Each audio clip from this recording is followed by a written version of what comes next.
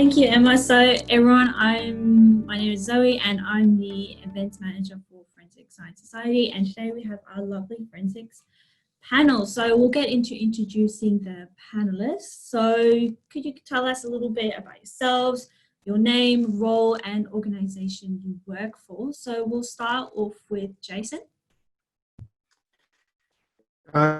Good evening, everyone. My name is Jason Tran. I'm a senior scientist at Forensic Toxicology. Been working there for about 15 years now and did some time in the drugs and driving laboratory as well. So we basically do toxicology work. One of the other professionals here, Dr. Bailey, she will send samples over from the coroner, I suppose, and we do toxicology testing. We analyze whole bunch of different samples: blood, saliva, urine, other biologicals for licit and illicit drugs and alcohol. Basically, we do work to help the police solve crimes, traffic-related matters, and help the coroner as well to explain death or cause of death. Thank you. Thank you, Jason. So we'll go over to Robert. Robert, I think you're on mute. Yeah, I just can't operate the technology. Sorry about that. My name's Robert Urquhart, and I'm a digital forensics practitioner and a security professional. I'm working at the moment. I'm employed with Catholic Education Diocese of Parramatta as in the cyber security and risk area, and I coordinate those activities. And I guess we'll talk in greater detail later, but we're working with, basically we're supporting children and education, and I'm looking at protection mechanisms about all the infrastructure that surrounds information and digitally stored information. Thank you. All right. Thank you, Robert. I will go over to our surprise panelist, Josh, who is a diver with the New South Wales Police. Okay, have you got me there? Yep. Yep, we can hear you. Great. G'day. My name's Josh Lyle. I work with the New South Wales Police Force diving unit. I'm the operations supervisor there. I've been in that role for the last 5 or 6 years. Prior to that, I've been at the unit for about 20 years, close to 20 years now. So I guess we'll get into it later, but yeah, wide range of jobs, pretty well all underwater. Yeah, thank you, Josh. I will go to Kendall. Hi, I'm Dr. Bailey. I'm a forensic pathologist. I work with the coroner's court. So I perform autopsies on the behalf of the coroner to investigate cause and manner of death. Thank you, Ken. We'll go over to Madison. Hey guys, my name's Madison. I'm a crime scene investigator with the Australian Federal Police. Basically, I just get to go out to crime scenes and do the cool stuff. I've got the sexy job. All right, thank you, Madison. So now we're going to go into our next question, which is, how did you transition from university to working in the industry? And we'll go with Robert first.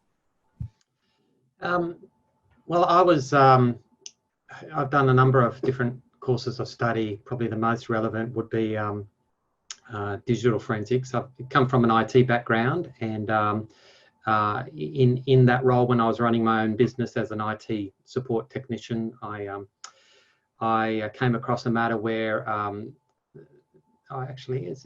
just make sure I answer the question here.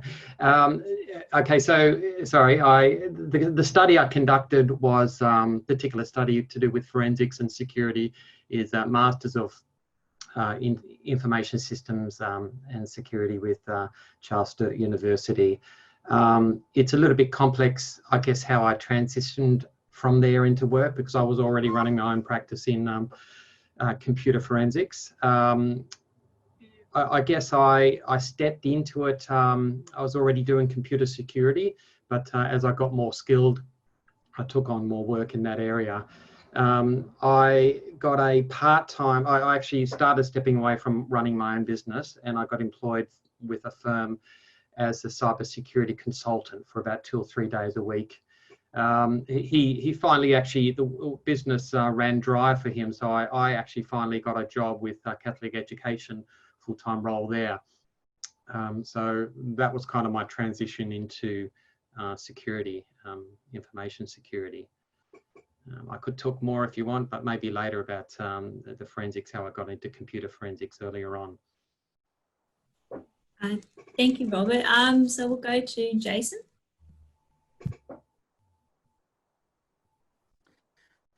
So I'm a UTS graduate. I did the forensic degree with honours quite a number of years ago, and just applied to get into what was known as at that time, which is now known as FAS.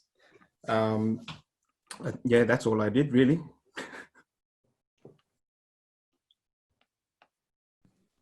Short and sweet, Jason. So we'll go to Josh now. Yeah, okay. Well, I went through the general process of the New South Wales Police Academy back in 1997. I did my 3 years on the street, nearly the Olympics were coming up, Sydney Olympics. They were calling for divers prior to the Olympics for all the security work that was happening above and below the water. So I jumped on board with that, passed the courses, and luckily was offered a position there in February of 2000, so prior to the Olympics. And yeah, just generally, I guess, got a grounding in the investigation side of policing through the general police work that you do. I had a father that was a homicide investigator, so he told me, don't get into this work, but that's something that I really wanted to do, and I thought I was going to become hope to become a detective, but it didn't work out that way, and it's been a very rewarding career helping the investigations in a different sort of way. Yep. Thank you, Josh. We'll move on to Kendall. So to be a forensic pathologist, you have to be a medical doctor. So I went to med school. I graduated in 2006. You need to do 1 year of training in a hospital before you can have general registration. So I did my intern year.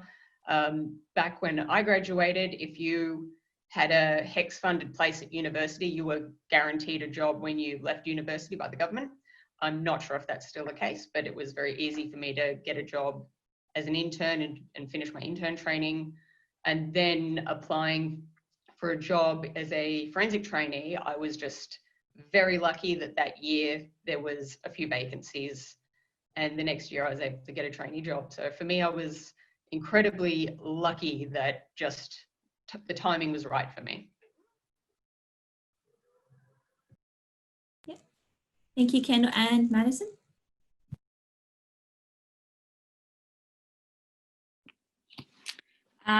So I am also a UTS graduate. I did the Bachelor of Forensic Biology and Biomedical Science degree between 2013 and 16.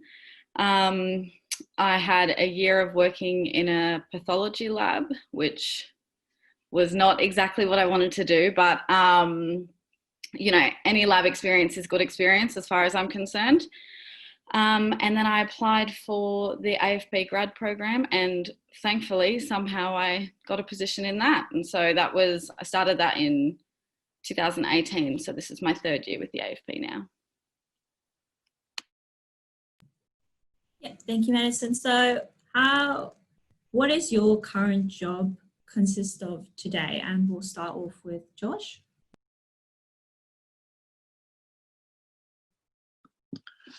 Well, I was on a day off today, but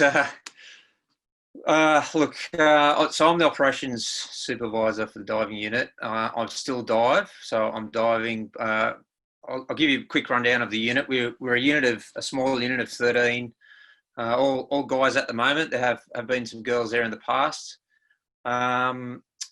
Literally, we don't know what we're getting into each day we come to work. So Steve, the sergeant that was meant to be doing this today, he's been sent to a recovery of a vehicle that's run off the road down in Cooma. So you just don't know what you're going to get. Obviously, we have pre-planned jobs, but we're more of a response unit than a proactive unit. So basically, the investigators in the field or local police will contact us and say, "This is the situation we've got. Can you assist us?" And we have a triaging program or system, I suppose, for want of a better word. And quite often we've got to prioritise jobs depending on how urgent they are, depending on the nature of the job. Is it a missing person? Is it an important investigation? So yeah, we just don't know what we're going to get into, I guess, is the biggest thing for us. All right, thank you, Josh. I will go to Jason. Okay, so in the forensic toxicology laboratory as a senior scientific officer, basically help our OIC just manage the laboratory, make sure all the daily stuff gets done. Like I said, we receive samples. So basically samples come in, we analyze it for drugs and alcohol. I help to oversee that everything works all right, that the instruments work, rostering people, stuff like that. The rest of our staff do a lot of extractions, extract the drugs out of all the biological samples that we get and run them on our instruments, whether they be LCs or GCs, as the main sort of analytical instruments. So that's basically the main sort of work. We have a lot of casework. I'm pretty sure a lot of people have seen the memes over the years about what it's like to be a forensic scientist or what people think. And I think at the end, there's a big pile of manila folders. That's what it's like. We get lots and lots of casework to do. It's not the Madison will try to tell you as a soccer. We don't drive around in the expensive sport cars and work in dimly lit labs and wear Armani suits. Not like that. It's a lot of casework, a lot of paperwork, a lot of analysis. That's basically what we do. Thank you. Thank you, Jason. Not as glamorous as TVs. So we'll move on to Robert.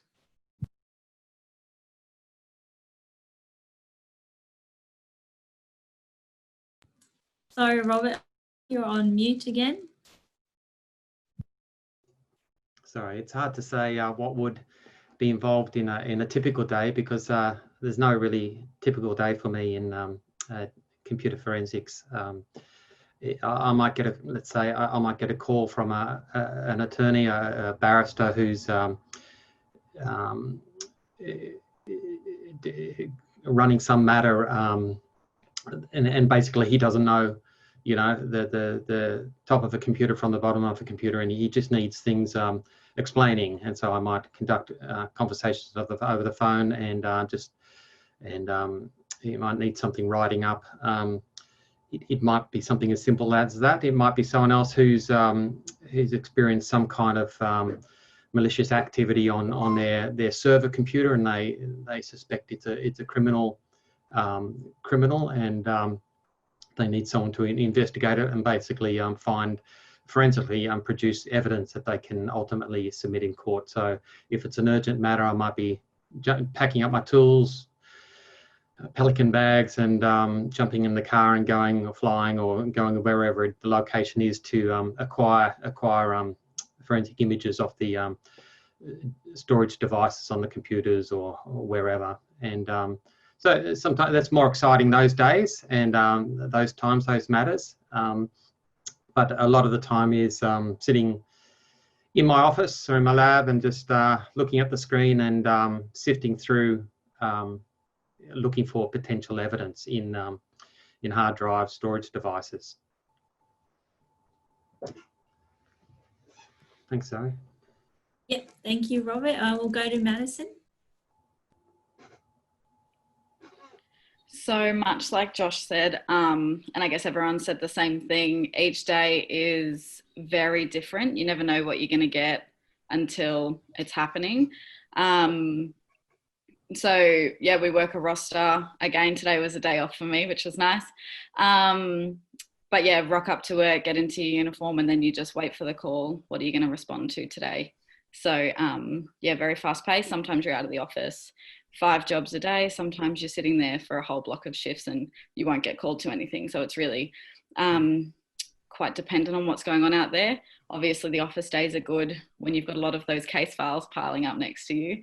Then you can have a bit of a catch up. But for the most part, it's really good to just get out of the office and interacting with victims, I suppose, can be hard, but also that's like the rewarding part of our job, being there to actually help someone. So it's really good to get out of the office. Yeah, thank you for that, Madison. So we'll go to Kendall. So the bread and butter of my work is doing autopsies. So most days, a typical day would be in the morning, maybe do 1 or 2 autopsies. If it's a suspicious case or a homicide or a complicated case, we might just concentrate on that one case.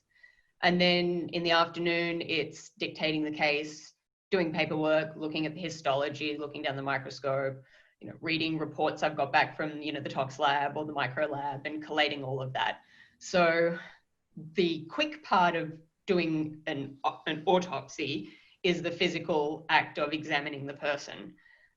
It can then take months and months to actually collate all of the information and review it all and write the report.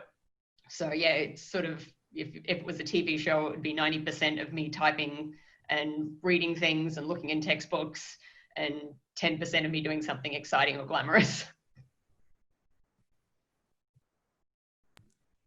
That's very true. Forensics is very different from TV. So what sparked your interest in your career? And we'll go with Madison.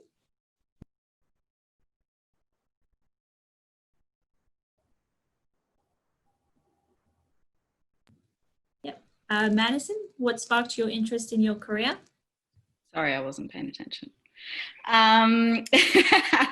Honestly, NCIS. I know that sounds so stupid, but Abby, I was like, gosh, she's so cool. I want to be just like her. Not the case at all, but thank God she got me into it all, because I love my job. I would say hands down, I have the best job in the world.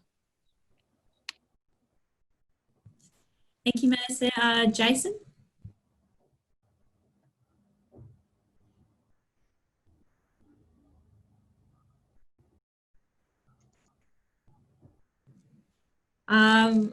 Jason, what sparked your interest in your career?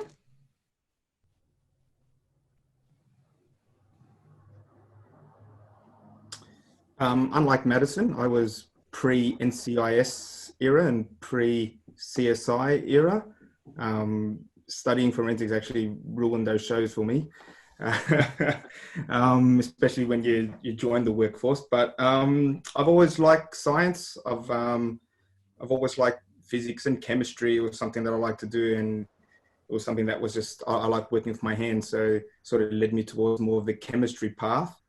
As corny as it sounds, coming from a rough area of southwestern Sydney and seeing the crime and stuff, and being, growing up as a little boy, you always wanted to be, thought I'd do something good.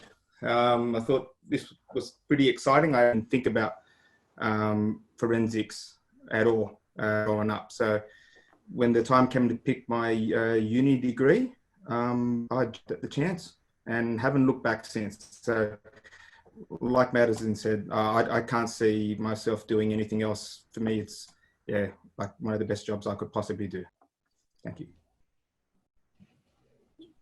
Thank you, Jason. We'll go to Josh. I think for me, I'd spoken to some police divers when I was I'd been to some jobs and seen these guys turn up in their wetsuits and with all their equipment and produce results for investigations, and I'd seen that as a junior officer and thought, that's pretty cool, and it's a really good mix of the outdoors life. Obviously, you most of your days or a lot of your days underwater, the solving side of things. job done. No two jobs are the same. So I just love that problem solving side of it, I guess, and the ability to mix that with the physical side of the work and the travel around the state and around the country as well. Sounds like a dream job. So we'll go to Kendall. So yeah, my decision to go into forensics was also pre-CSI and NCAS. I was doing a science degree at the University of Queensland, and I'd started that straight after high school because I thought I was going to be a dentist like everybody else in my family. And in doing subjects in my science degree, I ended up really loving anatomy and loving the whole body and not just the mouth. And I ended up picking up a forensic osteology course while I was there. And I just was like, this is what I'm going to do. I'm going to do this. And the teacher that taught that particular forensic osteology course was a medical doctor. And I just sort of went, I'll apply to med school like that guy did. And then applied to med school and went, okay, I'm going to have to probably think a bit more about being more specific. And so I was probably 2 years into med school and I was like, okay, it's going to be forensic pathology. That's what I'm going to do. So I knew when I started my med school career, I was going to work in forensics. Thank you for that, Kendall. So we'll go to Robert. I guess my interest in computer forensics began back when I was running my IT business, and I had a private investigator that called me up and wanted me to go out to one of his clients, a lady who just wanted to know what was going on her computer. Apparently the husband had, I mean, there was a marital dispute and looked like they were separating or about to, and she felt he was shifting funds offshore. So she wanted just to know what was going on. So I remember going out there and we took some private investigators out to conduct surveillance on the particular man concerned while we looked at her computer, and he was away from the house. And then I was about 1 hour into my work there, and we got word that he was on his way back.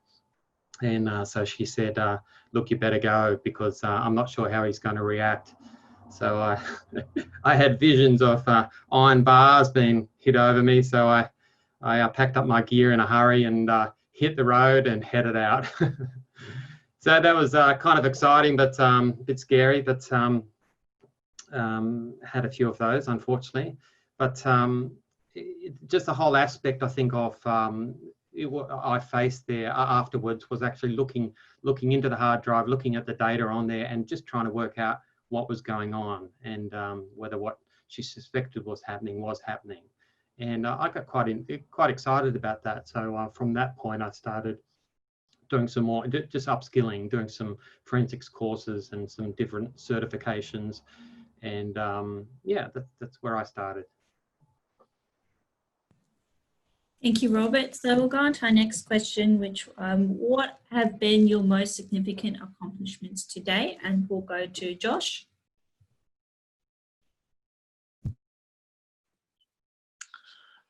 Well, that's a very wide question.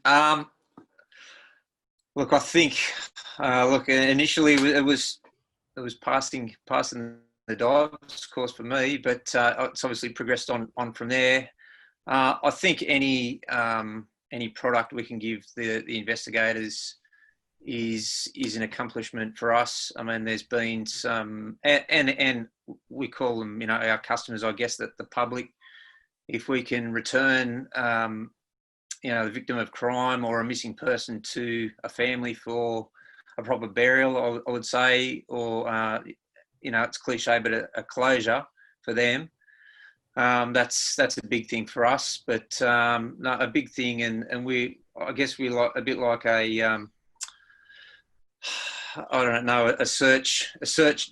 dog, sent to retrieve something from the water or whatever it is. We really want to get out there and achieve a result for the investigators, or to get that piece of evidence to put before the courts to solve that crime or convict that person.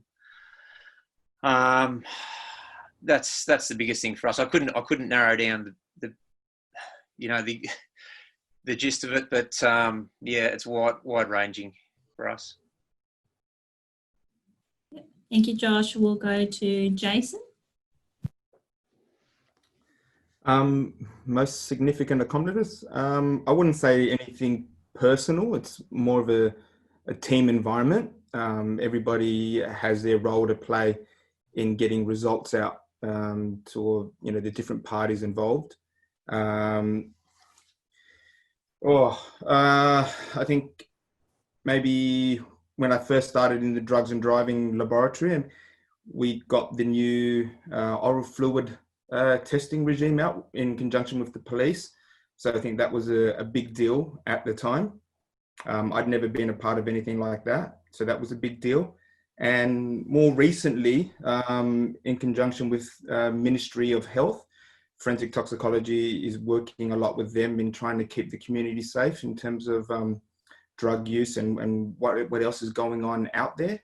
So I think probably those two, apart from all the little individual cases that we do, like Josh was saying, to help out with the police or the coroner to explain deaths, or to help people who have been sexually abused or assaulted or murdered, or hit by drunken drivers, anything like that. There is quite a sense of accomplishment, I suppose you could say, that we helped people in that way. So. Yep. Thank you, Jason. We'll go to Madison. So again, acknowledging that I have not been in my job for a very long time, especially comparatively to the other guys on the panel. I don't know that there's one clear highlight though. Definitely it's all the little things. I think something that we often get a bit like we lose touch of the fact that it's real people on the other side of our cases. So I'm going from burglary to burglary. And some people are fine with it. Some people though are not fine with it. And it's like, oh, it's just a burglary, like in the grand scheme of things. But actually, no, in their world, this is a huge thing. So even if you contribute the smallest thing, like you find one fingerprint, and to these people, it's like, oh my gosh, thank you so much. Like you've contributed so much to me. So I think that's quite large, and that always like catches me off guard, like, oh yeah, that's right, these are real people, which is super cool. But just having this job at all is my like greatest accomplishment myself. Thank you, Madison. So we'll go to Kendall. So yeah, similarly, you'd think that the big high-profile court cases and murder trials and things would be what you'd say were accomplishments. But for the most part, when you work on a homicide case, the cause of death is usually known before you even start the autopsy. They come in with, shooting, stabbing, some sort of history. And most of what you're doing is just documentation for presentation in the court. And that's so satisfying to go to court and give your evidence and help the court make their decision. And you really are just a tiny cog in that big machine. But the real satisfying thing for me is actually the stuff that you don't think of, and that's giving answers to families. So if I can find a cause of death for a family, that's so important to me, and it's really special to be able to give them, like, say, closure. It's not cheesy, it's 100%. You are giving these people answers, and until I get the answer, they're going, what if I'd done this differently? What if I've done this differently? Was it my fault? Could I have changed things? And to be able to give them like absolution is really huge. And I've even found on cases where I haven't given them answers, I've had families thank me for trying so hard. So cases that I'm like, I'm so sorry I couldn't find a cause of death for your child. And the family's written me a letter saying, oh my God, we saw how many tests you did and how hard you worked. And you eliminated so many possibilities that we thought were our fault. And we thought we'd done this, and we thought that they had an infection, and you didn't have a cause of death, but you told us all the things it wasn't. And that still made us feel good. And that's, for me, it's the stuff you don't see it. It's not in the newspapers. It's not the news. It's not the headlines. It's not the high profile stuff, but that is the best part of my job. Yep. Thank you, Kendall, for that. We'll go to Robert. Look, I think, I'm debating what to say, because Okay, so here goes. I mean, some of I would look at my cases that I've wrapped up and finished, and some of them, the ones that I think in some ways are the most significant accomplishments are the ones that have turned over the bigger dollars, where there's one company fighting against another, and there's millions and millions of dollars involved.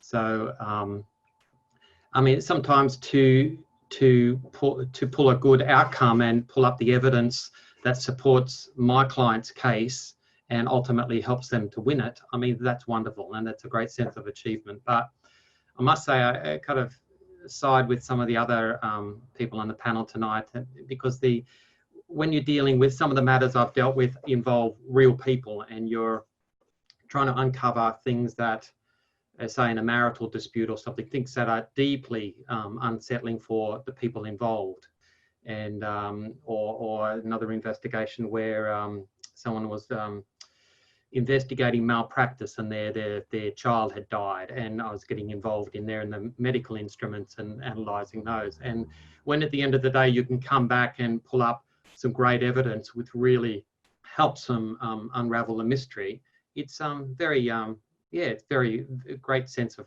reward, I find. Conversely, sometimes the evidence, in one case I worked on, the evidence just simply was not there, and that's quite sad. That's very profound as well. Thanks, Dari. Yeah, thank you, Robert. They're all really good answers. I feel like sometimes we forget they are real victims and we are here to help them. So we'll go on to our next question, which is kind of a little bit of a lead on. So what have been some most challenging moments in your career? And we'll go with Kendall.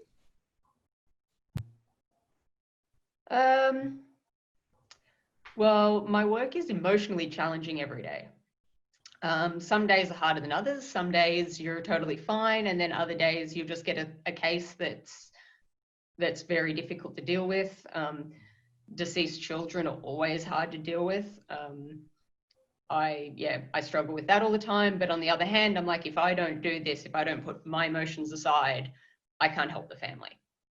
And if I'm having a hard time with it and I'm feeling sad, imagine what that family is going through right now. Like, this isn't even somebody I knew, and I'm upset about it. So that's a hard thing to do with.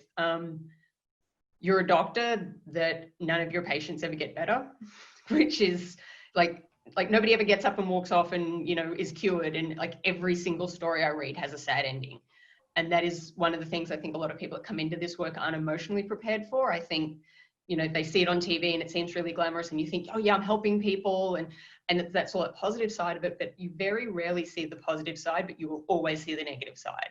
So I think that's probably the biggest challenge, is looking after your own emotional well-being. Great tip, Kendall. We'll go to Madison. So same sort of vein there, just that you never know what you're walking into. So we get dispatched to a job and you walk in there and you have no idea what's waiting for you. Like, you don't know if those people are severely anti-police, or if they are, if they've got mental health issues, and that's not their fault, but the way that they're going to treat you then is differently to somebody else. Even just someone who's incredibly distraught by what's happened, that's like quite confronting, and you're there to do a job. And whilst if that was one of your friends and you'd gone to their house and they were that distraught, you could sit and cry with them. You're there to be a professional and you can't sit and cry with them. You've got a job to do. So that can be hard. I know my work especially has a real focus at the moment on mental health. So they're actually so good at that and really good at checking in with people, trying to break down that taboo of, it's bad to talk to people. So definitely getting better at that. But another thing that I've found challenging, especially coming from the lab where it was quite, you rock up for your 8 till 4, you go home, is just how fast things happen. And like, you can have a plan and it's never set in stone. Like, I'm like, oh, cool, I've got this booked in for Tuesday. Then Tuesday comes around and, oh no, this happened on the weekend. Therefore, all of those plans are out the window. This is your new priority for the week. deal with it. So you have to be really good at juggling everything. Yeah. Thank you, Madison. Josh? Yeah, I think as Kendall and Madison have said, dealing with distraught families, people looking for answers is probably the most difficult thing for us as a dive team or police in any field, I suppose. Generally, we try to remove ourselves a little from that aspect of it. So we have, your duty officers or other police there that can generally speak with families, but then occasionally we'll have the family want to speak directly to the diver that recovered their friend, their loved one, that sort of thing. So that's quite tough. The other tough thing for us is not finding what the information says is there. So we'll have detectives come to us and say, look, we believe this is the information we've got. We think this item's been thrown into this body of water. Off you go and find it for us. This will crack the case forever. And or finalise it, and it's just not there. So that's quite frustrating for us as well. So yeah, definitely the big investigations relying on you to crack it. That puts a lot of pressure on. In saying that, and I always tell our guys, we can only do what we can do, and as long as we use a systematic approach, we're slow and effective and methodical. That's all we can do. Thank you, Josh. Jason? I think a little bit like what everyone has said already. I've had to do a lot of casework involving sexual assaults, especially with children, women, men, very distraught kind of stories.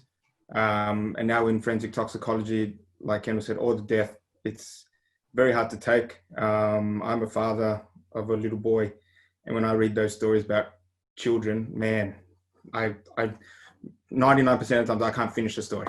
It's very hard to take. And like Madison said as well, it's very big at the moment. Mental health, especially with COVID-19 as well on top of that. So that is very challenging. Josh is right also, but we try to sort of remove that emotional attachment a little bit. You can't do it 100%, but you try to, just because you need to get the work done. You need to help these people out. And so apart from that, I suppose it's challenging, and apart from your daily sort of routine or the casework, we are absolutely swamped these days, especially when you get instruments going down, limited resources. That's also very challenging as well. And then on a personal note, I suppose maybe going to court. I think court work is very challenging. You've got to know all your stuff back to front. I've been to court quite a few times now, and a few scary moments up against not so much the lawyers, but I suppose when you're sitting there and you see some kind of bikey criminal guy trying to death stare you and trying to intimidate you and, trying to get you to lose focus. I suppose that's a different side of things as well. That can be quite nerve-wracking. So yeah, I think that probably at the moment. Thank you, Jason. Robin? Yeah, Jason, you bring another case of mine back to mind. All these, when you talk, I think, that case, what do I talk about? Not that I need to talk about the details of them, but I won't talk about that. Going to court is I find very stressful. Some people love it, but I don't. You're right. You've got to know things. You've got to be able to articulate concisely, clearly, not make mistakes. But one of the biggest challenges I find in some of the work I've been involved in is dealing with crimes against children. And I've been done some examinations in police offices of material, and it's just a terrible area. And it's those periods of my life when I'm working on that kind of a case. How would I put it? They're a little bit grey. they're not very nice to go home at night and have those things on your mind. So that's one area, but the work's got to be done, and we've got to protect our children. So another big area is that I find very demanding is when I go on a what's called an Anton Pillar search order, where we basically got an order from the court, and armed with a few lawyers and myself and some other people, we front up at wherever it may be, a business premises or a home, and you basically have the right to come in and seize evidence and examine things. Or I'll be looking at obviously the computers and IT equipment. It's very stressful, and sometimes there's some violence, and police have to be called, and because people don't want to open up their home. But sometimes even despite a court order being held in their face. So personally, that's a very stressful, very challenging moments, those cases. Yeah, thank you, Robert. I'll go to our next question. How does your work reflect or solve contemporary issues? And we'll go with Madison.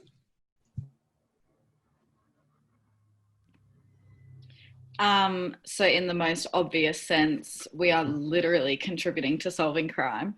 So yeah, as things get called in, my team, myself, we go out to the jobs, and we do the fingerprinting, the DNA swapping, the photograph, the recording and all that jazz of the initial scene. And then we bring everything back to our main building where all the other disciplines are, and they do the analyses and provide back to yeah, exactly contributing in that way, like as in the face of it all as we can be, I suppose. And yeah. Thank you, Madison. We'll go to Josh. Yeah, like Madison, I guess we basically the waterborne version or underwater board of your crime scene investigation. We recover evidence to solve the crime or the mystery that's occurred. Yeah, there's nothing more to it than that. It's contemporary, but it's also something that has existed forever. Things happen, they end up in the water, and our job is to go out there and recover that item of evidence to solve that mystery. Thank you, Josh. Kendall? So in a similar vein, when I'm doing a case that's a suspicious case, collecting trace evidence for police to then analyse is contributing to solving crimes and things like that. Giving evidence in court, helping the court make a decision, that also contributes. But one of the things that I don't think a lot of people realise is that we can also sometimes identify potentially genetic conditions in people, which is the only time I get to, almost the only time I get to save a life, where I can have a family member and point them in the right direction to get maybe a diagnosis that could potentially stop them from having also a fatal event in the future. So that's actually pretty important, I think. Yeah, I think that's probably, it happens rarely, but it's the one time I get to do that. The other thing I get to do sometimes is help with organ donations. So when coronial cases, or when a case is referred to the coroner, however, they also want to donate organs, they call me and ask for permission to take the organs, and I need to work out if it's going to affect the coronial investigation or not. And that's actually one really nice thing that I get to do, because then, later on somebody calls me up and tells me that 7 people got organs from that, and it was a really positive outcome. And it's good for the family as well, because the family gets to see that something positive came out of somebody's death in their family. So that's another way that I feel I contribute. Thank you, Kendall. Jason? Yeah, I think I covered a little bit before, but basically in toxicology, we look for drugs and alcohol.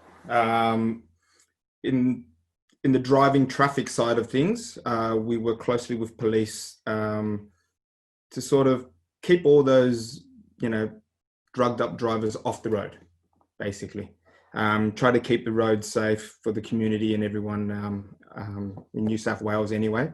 And also with toxicology in terms of coronial matters, like with Kendall said, assisting them to help find cause of death. We're working a lot with Ministry of Health these days for more sort of people who are alive, who are being admitted to hospital, saying that they took a certain drug, showing all different, symptoms that would be assumed if they were to take that drug, and help them find out maybe it wasn't that, maybe it was a bad batch of pills or something like that, and release a health alert.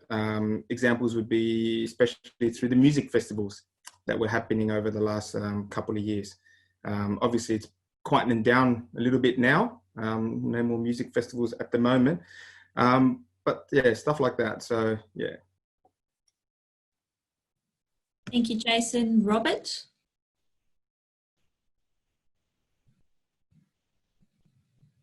You're on mute, Robert. Got me again. Okay. Yeah, look, obviously all my work is dealing with contemporary issues, things, everyday things that are going on in companies and businesses and people's lives. Could be intellectual property theft, fraud, fabrication of evidence, internet misuse, email abuse. It's all things that are, we're looking at trying to produce proof of a hypothesis or proof of what someone says has allegedly happened. So we're looking on these electronic devices, mobile phones, computers, laptops, servers, routers, or network devices to try and find evidence that would show exactly, not necessarily what someone alleges has happened, but to show what's actually happened. It might be someone sent, someone at one company sent another one an email with saying they've quoted a certain figure, and then later on, a year later, something happens, and then that's called into question, and they produce an email and it shows a different amount to what was received. So we've got to look on these email software and computers to see has it been changed, has it been modified and tampered with. So yeah, very interesting work. Thanks, Zoe. Thank you, Robert. Josh, what do you enjoy the most in your role? I think the mix of the physical aspects of our job, and then being involved in interviews and investigations from right up to homicide down to petty stealings that I guess all have victims, but there's that real range. So it's and obviously love the problem solving aspect of it at the scene, because they can be quite tricky at times where we're located, whether it's out in the ocean or in a gorge. It's remote. There's all that aspect of it as well. So a few things there. Thank you, Josh. Jason, what type of training did you undertake for your job, like before and on the job? Training wise, not much really, apart from graduating from university, I suppose, from UTS, graduating there. I was very fortunate back then. Times were very different. I think the UTS forensic course back then, I think might have been the only forensic course around in New South Wales. I'm not sure if there were the UWS or the other ones around at that time. So, and we had a very small class. I think there was only about 25 of us, 20 graduated. And so it was a little different to get a job back then in the degree. But once once you get the job, I suppose there's a lot of training. It's ongoing. I'm constantly learning all the time, learning about all the instruments. It never stops. You never know everything. All the new drugs that come in, that's another thing we look for and help the New South Wales Police as well, is all the new drugs coming in. I'm trying to stay, well, you can't really get in front of all the drug dealers because they're always tweaking all the different drugs, making new ones all the time, and we're constantly playing catch up. So we have to try to basically keep up to date as much as possible. So we're learning all about these different drugs that are being developed and created all the time. Yes, thank you. Thank you, Jason. Kendall, what type of training did you have to undergo to become a forensic pathologist after obtaining your medical degree? Yeah, so you have to have a medical degree. You have to do your 1-year internship. So you've got general medical registration. Then you have to do your training. So you have to get a registrar position with a training facility. So there's one here in Sydney, there's one in Newcastle. Most of the capital cities have a Department of Forensic Pathology. And then that's 5 years training with the College of Pathology. Basically 3 sets of exams. It's pretty full on. So it's not just, you still get your 9-to-5 job, you still have to go in and do your cases, and then you got to do a lot of private study. But after the 5 years, then you can either apply for a fellowship position or a staff specialist position. So I was lucky, I got a staff specialist position straight away. So I kind of got a big promotion quite quickly. So it was all up 12 years from starting med school to the position I have now. Thank you, Kendall. We'll go to Madison. You previously mentioned that you completed the AFP's graduate program. What advice would you have for someone who is applying or thinking of applying to this grad program? Definitely apply. For sure. Like, the worst that you can hear back is that you didn't get it. So you may as well apply. As far as I'm concerned, if I could get in, then you're all fine to go for it. Definitely, I think experience helps. I know that that's like what everyone says to you, but I do really think that you have to try and get some form of experience. The AFP is a big organisation. In my cohort, there was 40 grads out of about 3,000 applicants. So you want to stand out. So you have to try and find a way to differentiate yourself from the others, but you don't want to go in there and be a fake person. So I think be yourself, get your experience, try and do well in uni. I mean, I'm not saying it's high distinctions and everything. I failed a subject at uni and still somehow got in. So, grades are not the be all and end all, but yeah, try to do well, volunteer if you can. I personally didn't, but heaps of the other people in the grad program had volunteering on their resume, which I think helped. And yeah, I don't know. I don't know. I don't know how I got it, so I can't help other people. Thank you, Madison, for that advice. So, Robert, you are a certified ethical hacker and also a certified forensic hacking investigator. Yep. Could you explain what these certifications mean and how did you obtain them? Okay, the ethical hacker sounds, I don't know what it sounds like, but anyway, a certified ethical hacker is it's a industry certification issued by EC Council. They're a recognised training certification body. It's an important one to have if you want to do. I don't personally do it at the moment, ethical hacking, but it's important if you want to be involved. So say if you want to, an ethical hacker, basically you have different kinds of hackers: a black hat, grey hat, white hat. So basically an ethical hacker would be, different kinds of hackers, not different kinds of ethical hacker. An ethical hacker will basically hack systems or try to break into systems and to expose weaknesses and in order to try and strengthen them for a particular client, a particular company. so you learn a lot about penetration testing and all different kinds of methods to attack systems and subvert normal channels of communications so that you can get through undetected. There's that one. The other, what's the other? The G, sorry, I missed it. I'm just looking for it. The other one you mentioned, that's sorry, what was the name of the other certification?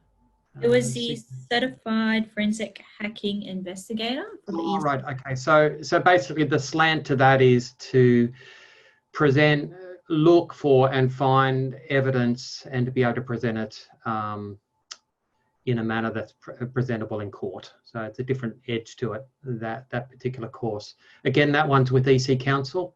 So I did the study for those two courses as a part of my master's in information system security. So I studied it during there, and then externally I went out and sat the certification with Prometric. What was that? CEH, that was only a 4-hour exam. Man, that was a hard one. Okay, so for I'll add one thing more. When I was getting into digital forensics, really, if you're presenting evidence in court or want to, the judge needs to be able to look at you on paper and see, look, this guy knows or should know what he's talking about. So part of the reason I did a lot of study up front there was so that I could have a CV that looked good and also have the knowledge and wherewithal to be able to do this work. So if you're looking for work, looking for jobs, I'd encourage you to look at the ads and see what they're requiring. They might want a CISSP or a CEH or this kind of certifications, this kind of study. Well, then maybe you need to start doing part-time, doing those studies to eventually get those certifications so that these employers will look at you. Okay, thanks. Yeah, thanks, Robert, for the advice. Josh, could you explain the difference in training for search and rescue underwater and above ground? Are there any certain certifications you have to get in order to do underwater? Yeah, besides all the police diver training, you've got to obviously complete the police diver course.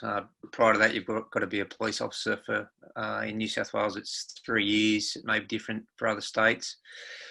And I'd probably reinforce that you need that grounding in police work before you can, then probably the more the better. I'd probably say you want a minimum of 5 years of even general duties police work to get the understanding of what investigators need.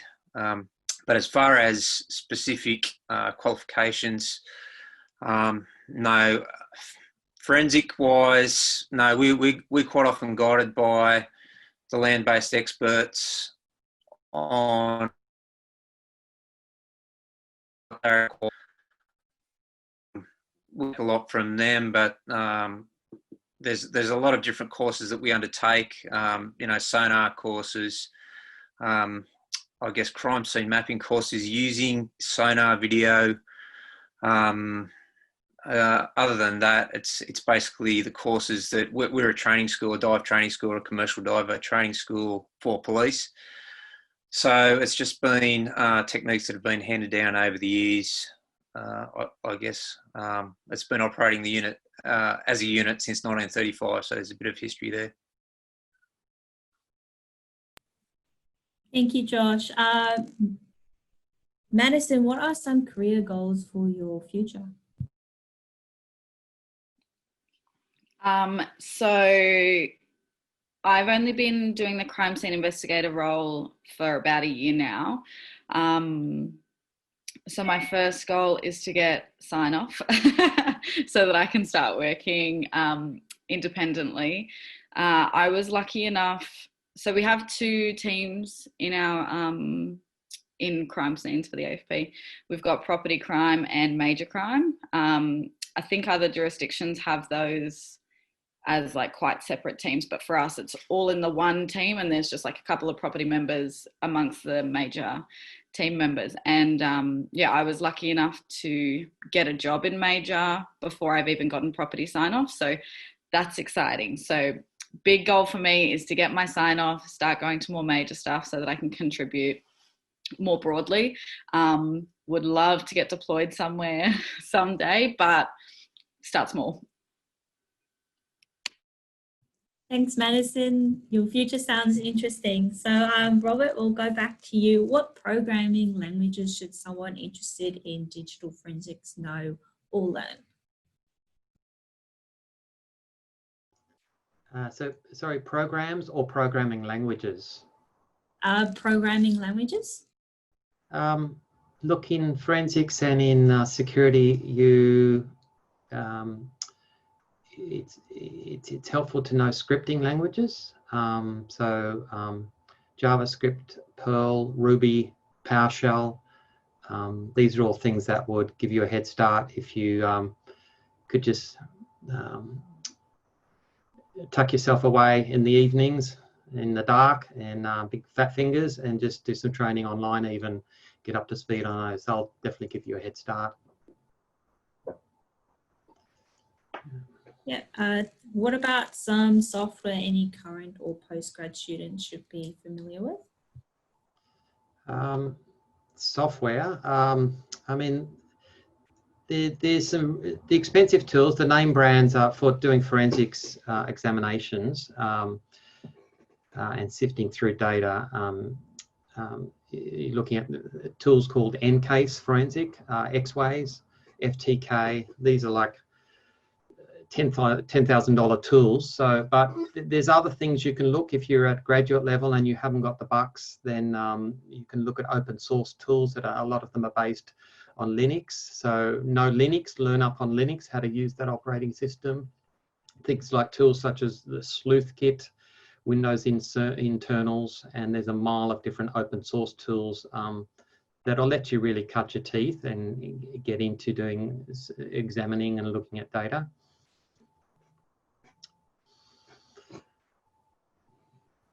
Yeah, thank you, Robert. Kendall, you have often presented evidence in court. What is it like presenting evidence in court? So when you present evidence in court, it can be quite daunting if you're not a great public speaker. So being very comfortable being a public speaker is important. Being very confident in what you say is very important. And you've also got to be a teacher. So when I go to court, I've got a room full of people who are not doctors, and I have to take my report and explain it to them in a way that anyone can understand. And especially when you have a jury, you have no idea what their background is. You don't know if they finished high school. You don't know if they're dentists or lawyers or what. So you need to go right back to the beginning, and basically anything you tell them that is an important piece of medical information, you've got to decode that for them and teach them.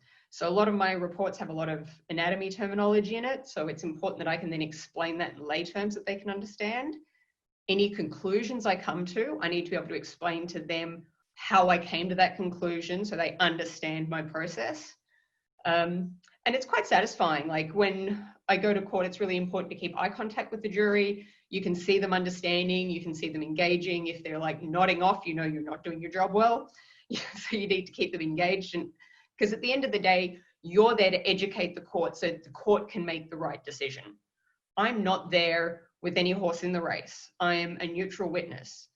So if my evidence supports the defendant being innocent, then so be it. And if it supports the defendant being guilty, that's the whole point. The whole point is to give them all of the information, and then they'll take all the other information they get from all the other witnesses, put it together in a total package, and make hopefully what should be the right, a decision that serves justice. So when you think of it that way, it's very satisfying. I'm not on trial. I shouldn't be worried about my report in any way. Defense lawyers can be very aggressive. So that's why I said it's got to be good that you go up there, you have conviction, you know your stuff. You don't let people try to confuse you or make you back down on your opinion. Never overstep your opinion. So if I can't say something with certainty, I will say to them, this is something I cannot prove, or this, yes, that is a scenario that could be a possibility. because in the Expert Witness Act, it also says that you have to disclose any uncertainties to the court. So when I have somebody that gives me a closed question, I always add on to the end of that, I never give them a yes or no. I'll say, well, it's this. However, I have to highlight that there is insufficient data to make that jump, or that is one of many possible outcomes. That's not the only possibility here. So that's what going to court's like. You have to think on your feet. You have to listen to the language lawyers use, because they like to use specific language to sometimes trip you up or twist your words around a little bit. So you've really got to be on top of that as well. Yep. Thank you, Kendall, for the great advice. Jason, what advice would you give to any students who are interested in going into toxicology? It's very difficult at the moment, coming to FAS and, you know, getting a job in one of the toxicology laboratories here. We've got 3 toxicology laboratories. We've got forensic toxicology, which I'm a part of at the moment, drugs and driving toxicology, which I used to be a part of, and another one called the drug toxicology unit. At the moment, there are a lot of people out there that want to come to FAS, especially, you know, the whole forensic sort of idea. I would, especially for a uni graduate, I would really recommend getting out into the workforce and getting some kind of experience. It might not be at FAS, it might be at, say, one of the other pathology labs around the country or the States, working in the hospitals, in specimen reception rooms and stuff like that. Get some kind of work experience. You don't need to come straight into FAS straight away, because a lot of people applying have a lot of work experience at the moment. And so my main advice is get some work experience somewhere. Start low. There's a technical assistant recruitment pool actually happening at the moment, if you want to look up on the New South Wales Health Pathology website, for the FAS LICM site. Start a technical assistant role and get your foot in the door. It's very hard for a uni graduate or somebody who's still at uni to get a role as a technical officer.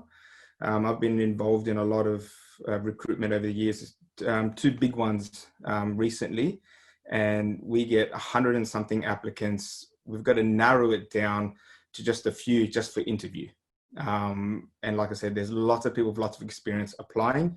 You need to prove why you're better than everybody else. So applying for FAS is also very different to applying in other jobs that people might be used to.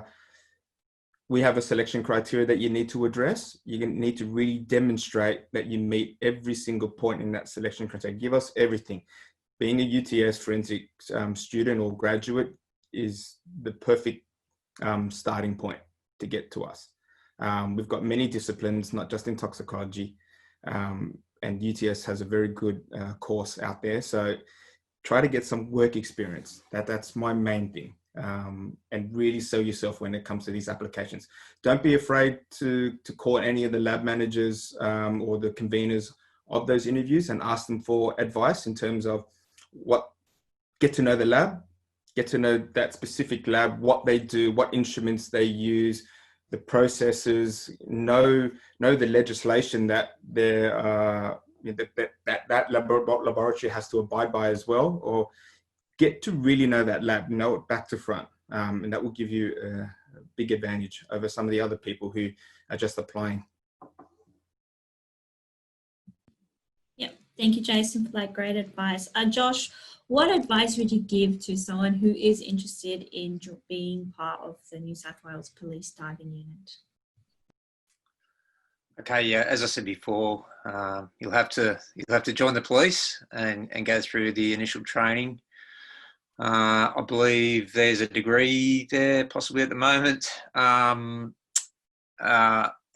through the Police Academy and Charles Sturt Uni. But then, yeah, you need to make contact with us at the unit, and we obviously advertise internally. And then, unfortunately, there's quite a physical barrier at the start of it, as in physical barrier testing. So it's quite an intense course, initial week, a very tough week of barrier testing, we call it. And then you're into about 2 to 3 months of being in the water from 7 in the morning through to 3, 4 o'clock in the afternoon, in mud, in cold water. It's quite an intense course, very rewarding at the end of it once you pass through that, and obviously getting to the work. But getting to the New South Wales Police or the police of your state, because every state and the ACT, state and territory, has a police force. There are training schools only at certain locations. So South Australia, Victoria, and ourselves are the training schools. So if you're in one of the other states or territories, you'll come to one of those to be trained as a police diver. But it's a full commercial divers course that you'll be qualified in, but you'll be it's tailored towards police diving, so search and recovery. Thank you, Josh, for the advice. Kendall, what advice would you give to someone who is interested in becoming a forensic pathologist? So my advice would be pick a university that has strong pathology training. I went to the University of Tasmania. It has 2 years of histology in its program. A lot of, especially postgraduate medical degrees, do not have any histology or very minimal histology. And considering that a lot of your work is looking down the microscope, you don't want to be doing 4 or 6 years of medical school and then starting training in pathology and learning a whole new skill. It also looks better on your CV if you're applying for the job saying, I've already done several years of histology and anatomy. So there was 2 years of cadaver dissection in my degree in Tasmania, so I have very good anatomy background. I was an anatomy tutor when I was at university. So that's super important. Like, a lot of what you're doing is dissection. A lot of what you're doing is looking down the microscope. And the thing is that you will find out during your university time whether or not you enjoy those things. If you don't enjoy anatomy and you don't like looking down the microscope, then you are going to hate being a pathologist, and you'd hate to get to that point in your career and have to turn around and start again. So find those things out early on. Like I said, being a strong public speaker is good. So, I mean, not that I had debating team, on my CV or anything, but just making sure you've got good public speaking. If you think it's a weakness, make sure you go out there and do something to build that up. Perhaps, join a debating team. Other than that, just showing that you've got an interest. If you're, like, I did my honours thesis in human decomposition. So just showing through your, pre-vocational career that that's what you're interested in, then, there are very few jobs when they come up. You want to be competitive. We just recently had junior doctor jobs advertised, and I think we had 15 or 16 people apply for 3 jobs. And there were 3 jobs that 3 of our current employees were reapplying for their jobs because they're contract jobs. So, like, I was lucky when I applied for my job. I think I was the only person who applied for my job some 12 years ago, but it's a different market now. It's very competitive. The people that were applying were of a ridiculously high standard. They all had research under their belts. They all had prior science degrees. One of the CVs, when it said just demonstrate your teamwork, they said, well, in my recreational national competitive skydiving team. And I was like, well, that's some teamwork, and that's some pretty, there are things that you don't think of as it's not directly related to your job or what the job you want. But just make sure you've got all of those other skills and other things you can demonstrate that, yes, you can work well in a team. Yes, you have other skills. My background was, I went to art college before I went to med school. So being able to say that I can draw a good diagram, that's super important, especially going to court, that you can draw a good diagram that lawyers and the jury can understand. Just simple things like that you don't think, they're nothing to do with science, and they're everything to do with the presentation of information. That's my advice. Thank you, Kendall, for that advice. Robert, what advice would you give to a student who is thinking of either going into digital forensics or cybersecurity? Be prepared to keep on studying, that's for sure.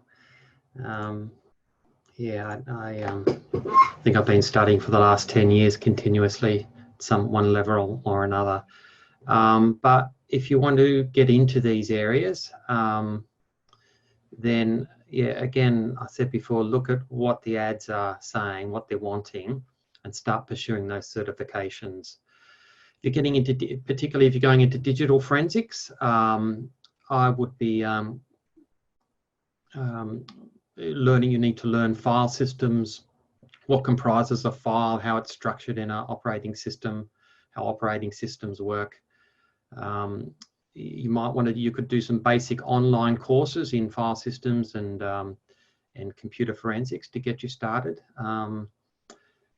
Yeah, but yeah, a lot of it is study and practice. I remember when I was doing my hacking course, they said that never going to make it if you walk out of here and stop and actually don't practice the craft. It's a craft that's learned through not just knowing information, but actually getting your hands dirty and working in it. So I'd encourage you to just use this if you're studying, to get working in it yourself at home, so that when you turn up for a job, it's not just a matter of presenting these CV with these certifications listed on there. You can actually hit the ground running and actually do this work straight off the bat. That's my advice. Thank you, Robert. We're just going to start asking some questions from our guests. Our participants. So when recruiting, besides a degree, what personal attributes and additional skills do they look for in a successful applicant? Yeah. So we'll start with Kendall. Well, like I said, I've just been on an interview panel for just this. Interest, just showing general interest in the topic. Like I said, it's hard work. It's emotionally difficult work. Showing that you have a passion for that, that you have a passion for solving puzzles and helping people. That's something that we look for. People that you think are going to be emotionally resilient. And that's difficult to gauge, but if you go to an interview panel and you've got an interview applicant who can barely talk to, a small room of people in an interview, or seem very uncertain of themselves at that point, I'd like to think that everybody has the ability to grow and become better at confidence in public speaking. But at that point, it's sort of like, well, you've made it through med school. I expect you to be a pretty confident person by now. And perhaps it's something that you need to go away and work on and come back and try the interview again. Other than that, like I said, things to show you're well-rounded. I do know that in the past, I know that my art was something that was discussed when I applied for my job. I know that before me, people that have music degrees, that's been a positive for them. So I think having balance in your life, especially because the work we do is so emotionally difficult, if you show that you have some sort of other thing to help you cope or have balance, not to say that, if your entire passion in life was forensics, that's fine. I have co-workers who literally go home and write textbooks for forensics and are peer reviewers for journals, and that is their entire life. And that's fine too. But I think that you also need to be able to say, look, I love to read a novel. This is how I chill out. This is how I relax. This is how I will cope with the emotional side of what I know is going to be a really difficult job. And I think it's important to acknowledge that at the beginning, because once you're in there, it's really difficult to be protected from that. And I think that a lot of recruiters are worried that they don't want to hire somebody that then has some sort of emotional difficulty with it, because you're liable for those people in there. And like I said, mental health's a big thing at the moment. No employer wants to put a person in a position where they're going to be harmed, whether it be physical or emotional and mental. So I think people are a bit more careful about making sure people have protective mechanisms as well. Thank you, Kendall. Josh?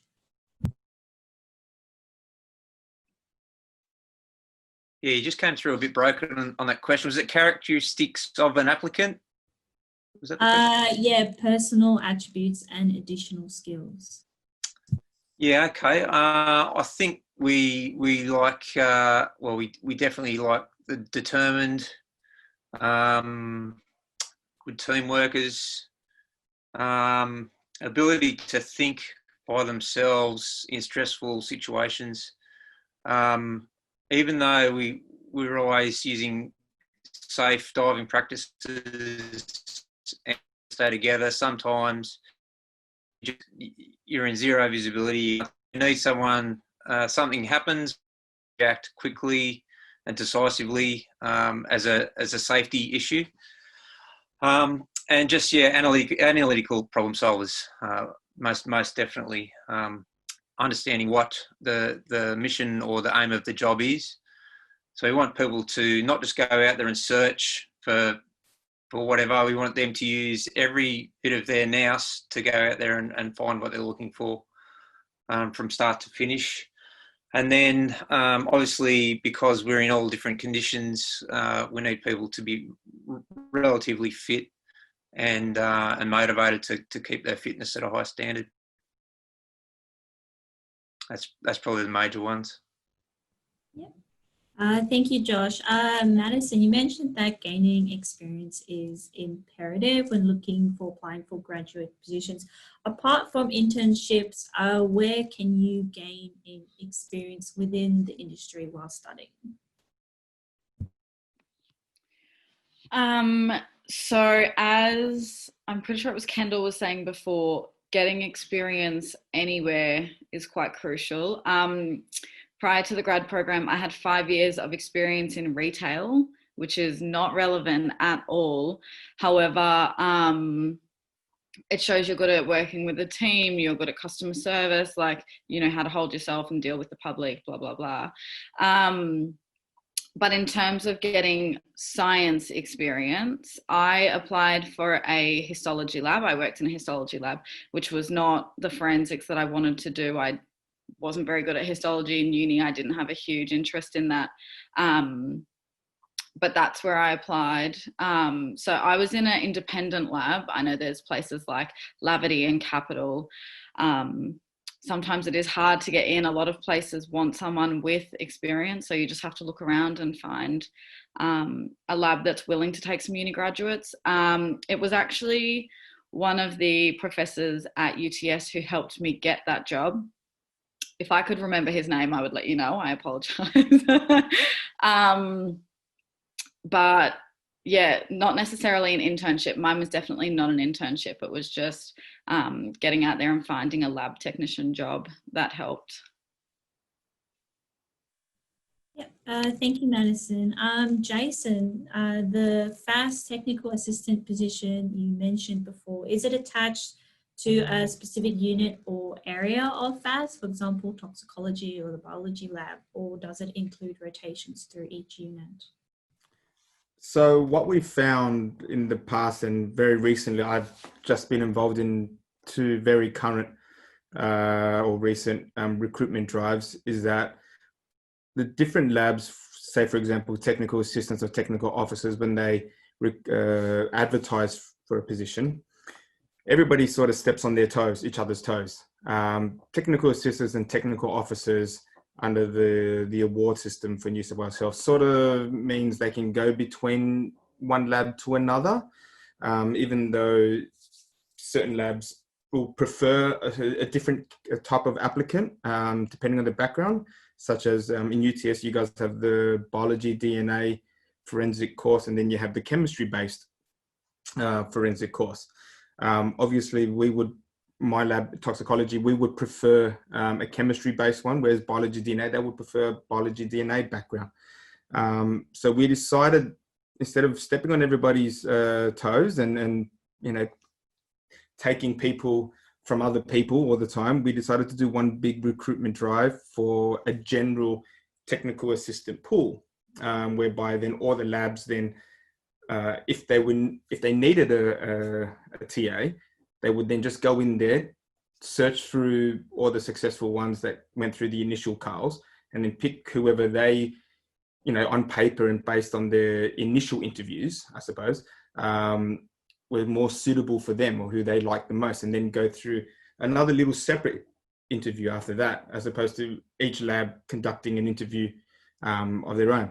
So this is a new thing that we're doing. It's for the first time. I'll put the link up on the chat there for everyone to have a look at. I would highly suggest that this is a very good place to start if you want to apply for a job at FAS.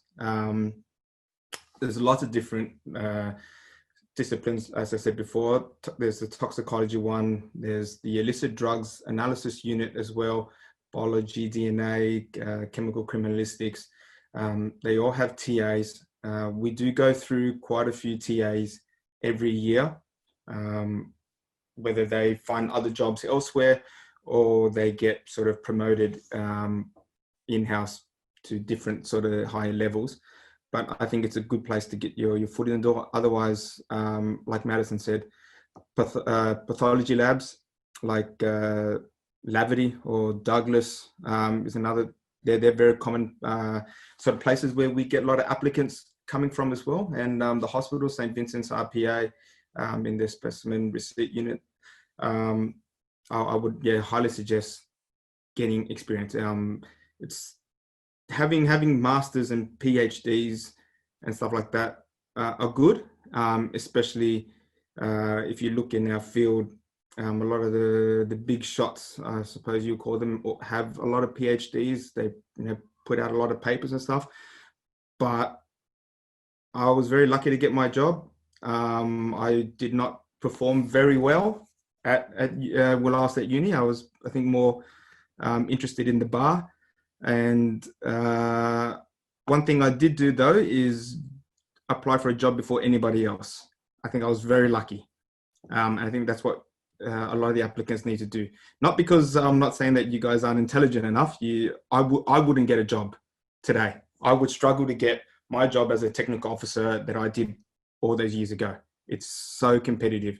And what we're looking for is as much experience as you can muster, and really hit those selection criteria that we put out.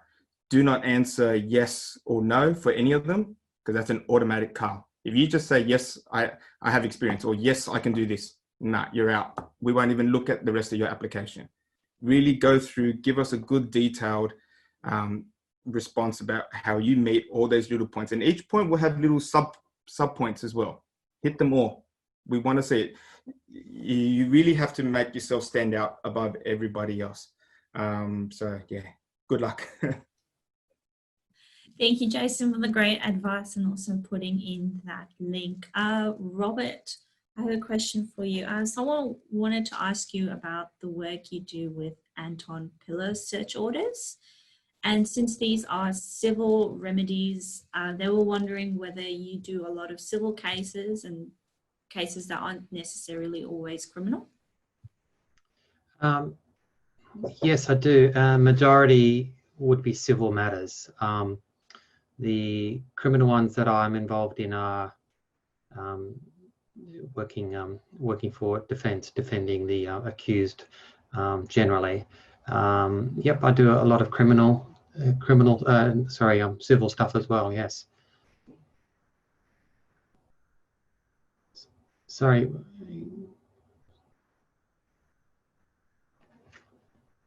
Was that what was asked there? Yeah. Okay. Yep. Thank you, Robert. Madison or Jason, has COVID or lockdown had a massive impact on crime? Have you noticed an increase or decrease?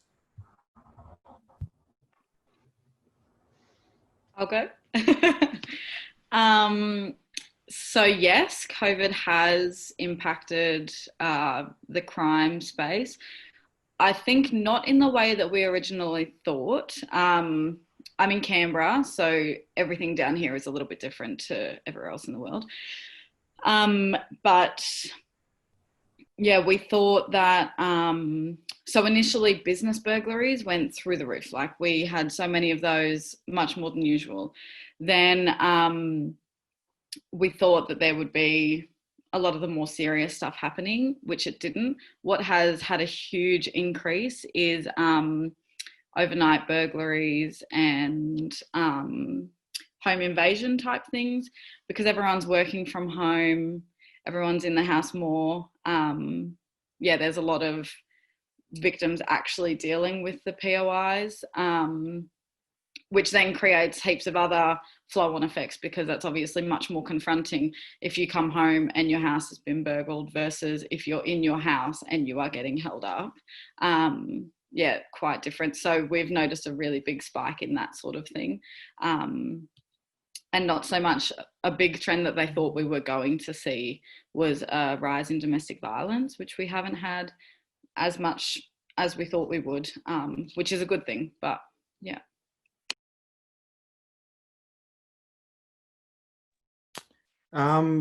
For us at FAS, in terms of the toxicology, up and down. So for one unit of ours, a lot of the work is contract based in terms of whether it be workplace testing and stuff like that. They took a massive hit because basically a lot of people were working at home, the whole COVID situation, they just didn't need tests, or they didn't have the money to pay for these contracts and to get testing and stuff. So they took a massive hit initially. They're slowly getting back on track.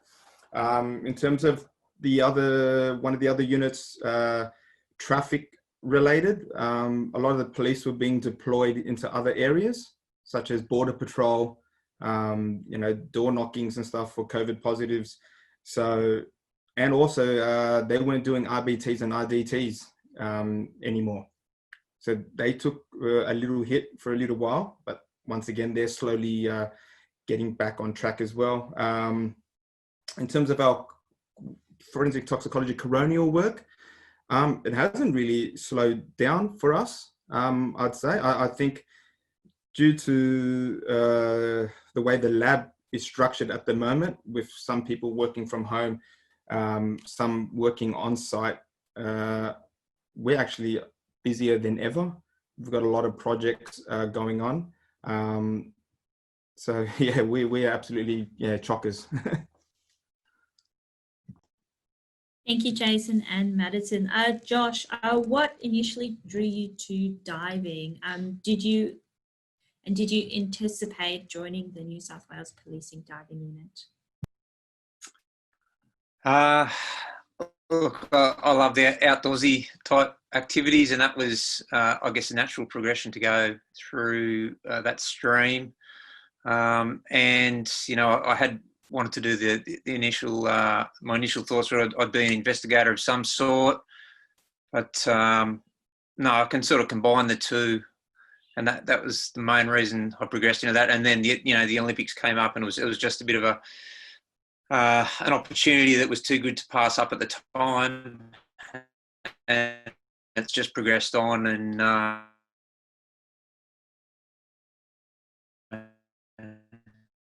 technologies we're possibly seeing a little less time from the surface. You still got me there? Yep, still got you.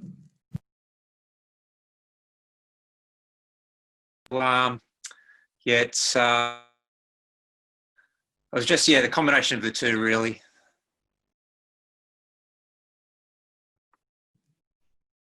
Yep. So I'm just starting to lose it a bit here. Yeah, we're dropping out a little bit. Yep. Hope I answered the question there. Yep. Yep.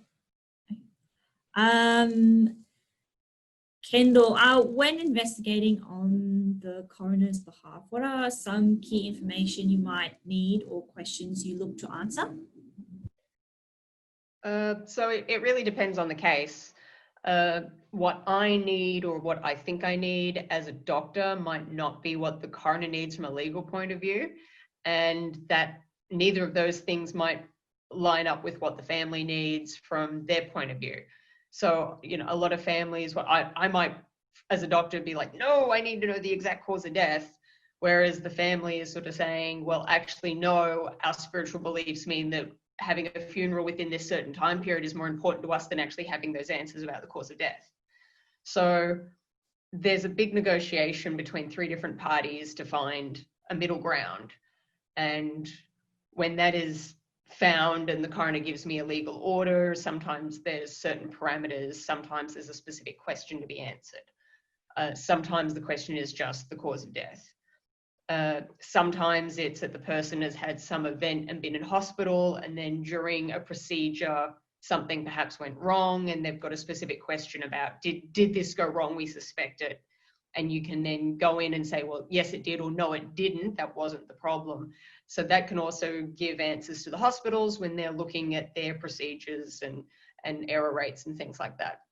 So it really varies. There's no standard thing. Every case is its own Rubik's Cube that has its own problems to solve and information that needs to be teased out. Yeah, thank you, Kendall. Robert, having worked with the police and been to court, what is it like being an expert witness? What's it like? I feel like sometimes it should feel better than what it sounds like. But it's, for me, I find it quite demanding, doing the court work and standing up and presenting and being able to articulate clearly a response to whatever question comes up. And you often don't know what questions are going to come up. So I might rehearse beforehand all the various questions I might get asked and try to know all the data, the facts about what work I've done and what I've found. But at the end of the day, you can't be quite sure what you're going to be asked once you get up there by either side or by the judge. Yeah. Yeah, thank you, Robert. Jason, Kendall?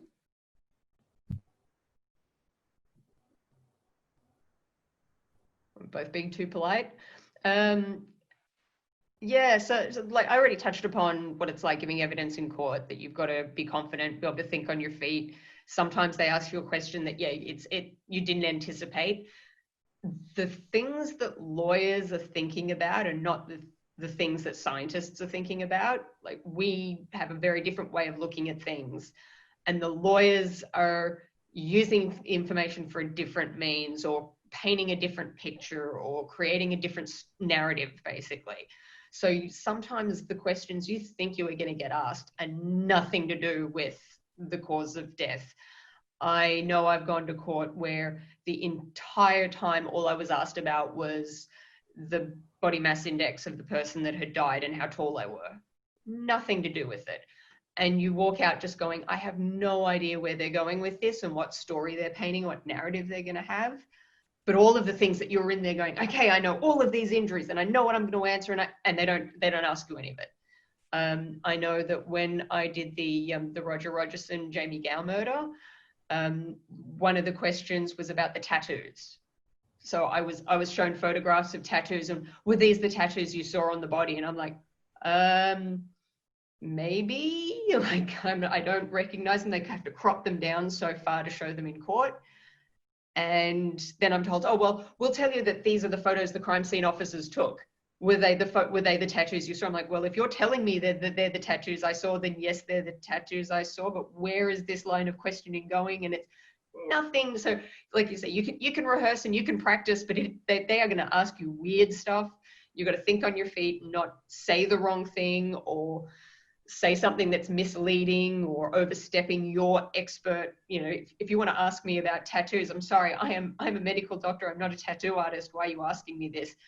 I will often answer things in a way that I say, as a lay person, my answer to that question is X, Y, Z. Or when I get asked questions that aren't about pathology, but are perhaps about medicine in general, I'll often say, based on my experience as a junior medical officer, I can answer this question in this capacity. However, you should probably consult an emergency specialist or a psychiatrist or whatever field they're actually asking me a question about. It's like, yes, I'm a doctor, but I am not a specialist in everything. And I think it's important for the court to understand that just because I've got doctor in front of my name and I give an answer, that doesn't mean it is the only answer or the correct answer. So they're the sort of things that are difficult in court too. And it's tiring as well. It's emotionally tiring, it's mentally tiring. to stand up there and give the evidence for that amount of times. So even if you only do it for a few hours, you will leave just feeling drained and your blood sugar level will be super low. So, you know, always make sure you've eaten a bunch of jelly beans and stuff beforehand and looked after yourself and you're hydrated and things like that. But yeah, and other than that, just everything that all of the other participants have also talked about.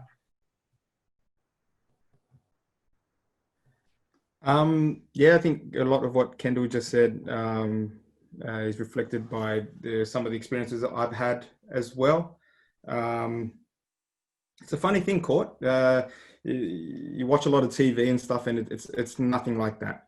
50% of my court experience ends up with me sitting outside a courtroom for hours on end, waiting to get on, and then at the end of the day, I don't go on, and they say I'm not needed.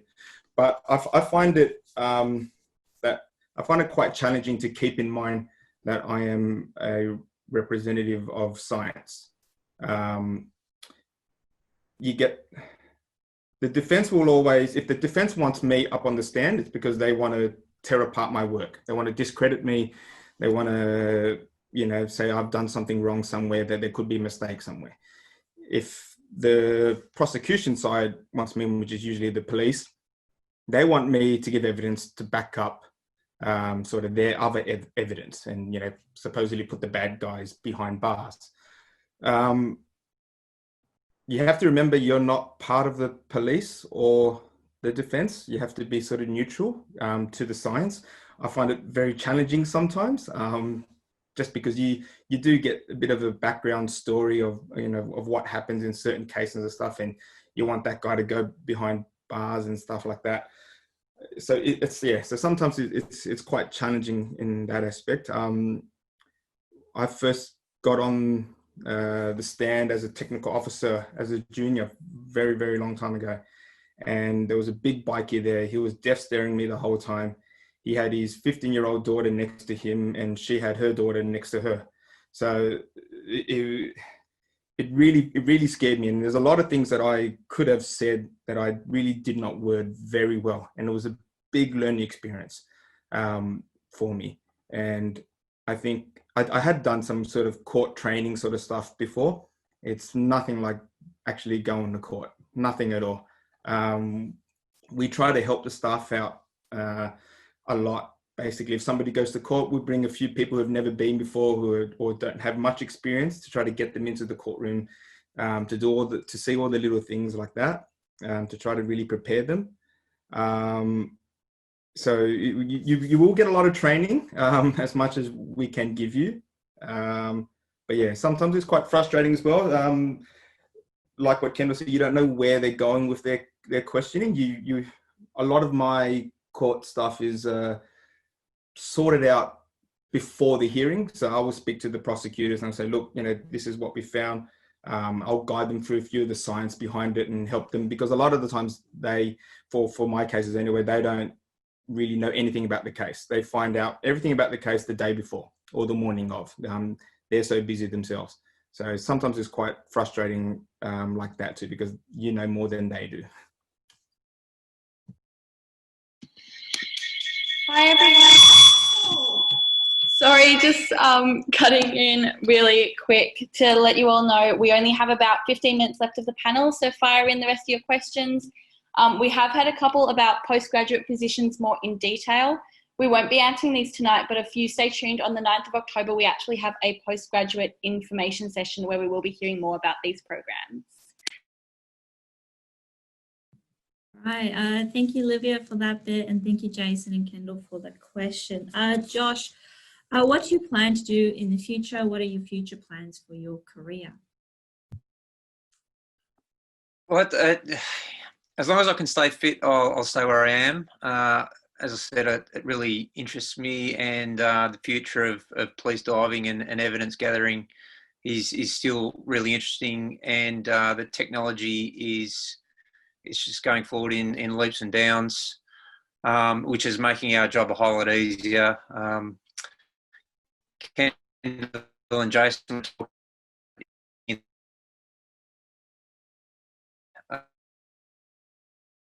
there's so much this crime scene mapping,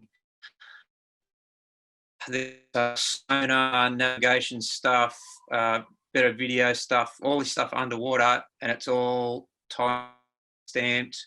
You can take it to court, and it's just the best evidence ever. And quite often our evidence is tendered without us even having it to take the stand at all.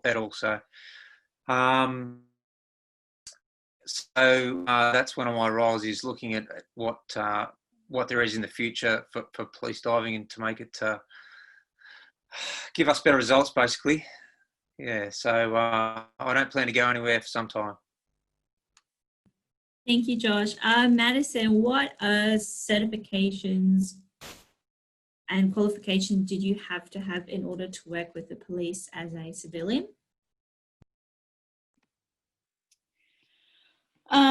So the only qualification that I do have is my undergrad degree, so my Bachelor of Forensic Biology and Biomedical Science. I've seen a few questions in that chat box about the grad program in general, so I'll just briefly touch on that. So before, when I mentioned there was about 3,000 applicants and about 40 people got positions, that's for the whole AFP grad program. That's not just forensics. So of that 40, there were 7 of us for forensics, which was huge. That was the largest intake of grads that they'd had.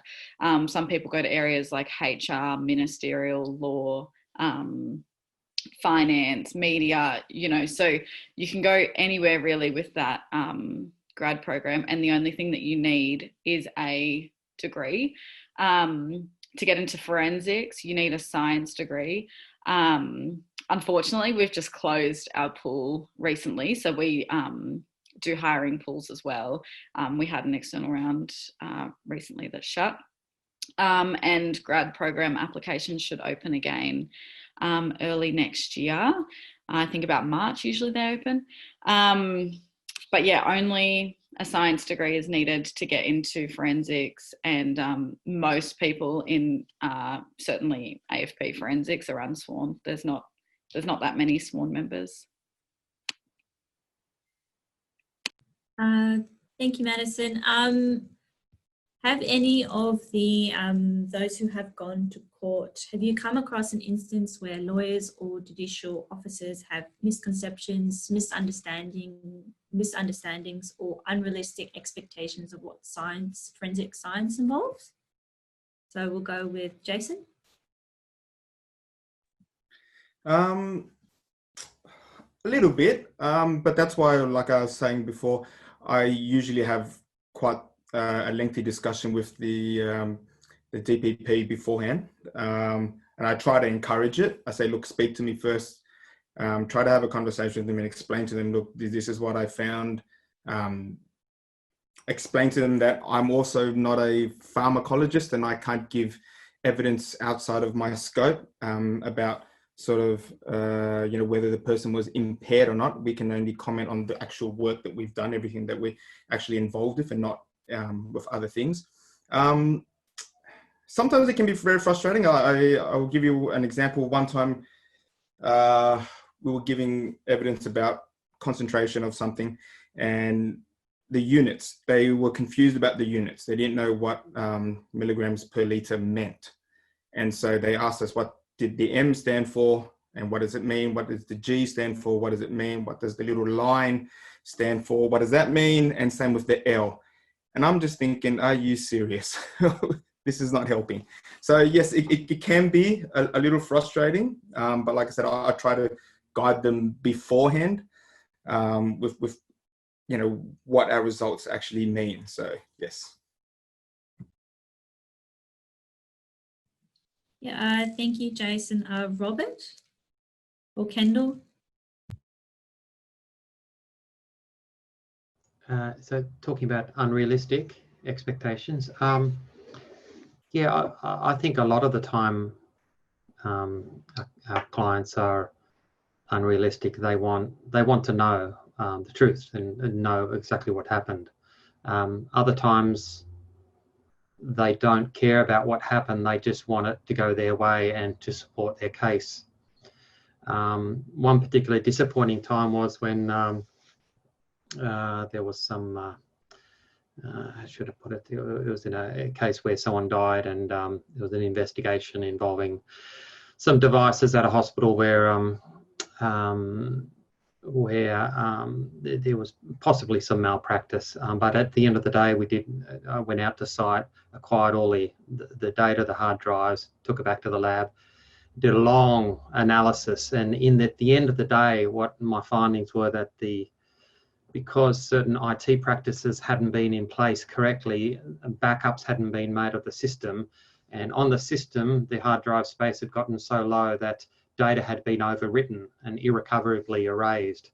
So in that case, yeah, it was a lot of disappointment, but we couldn't do anything about it. The evidence literally wasn't there.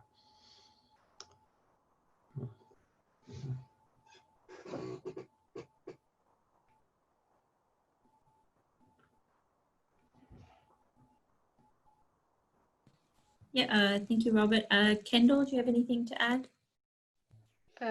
Yeah, so it's actually just the nature of the court system, the judicial system in Australia that, like I said, it's a room full of people who don't have the same level of expertise.